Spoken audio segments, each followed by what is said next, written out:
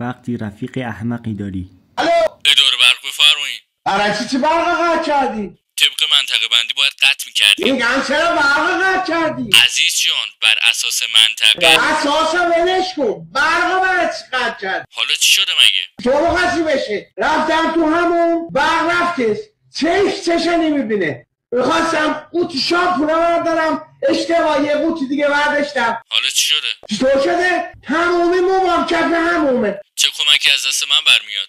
کمک؟ کلاگیس فرده بیا تا من بذارم سرم روم بشه دست همون بیام بیرون. کلاگیس؟ بچی چیرم تو این کاره نیستی، بس کن به ما فوقه گوشی؟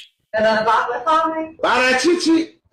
سلام علیکم. حال دو شما برق داریم؟ نه متاسفانه برق نداریم. آخه موتور برقم که شما رو دو نمیشه بخرید. میگم اصلا برای چی برق بس میکنیم؟ به خدا خیلی شرمنده شما خیلی بر ما دارین زحمت کشید. شما الان روزی 20 بار دارین میزنین، 40 بار میزنین بالا، نکنین خدا بچینید بعدم پشت سر کل حرف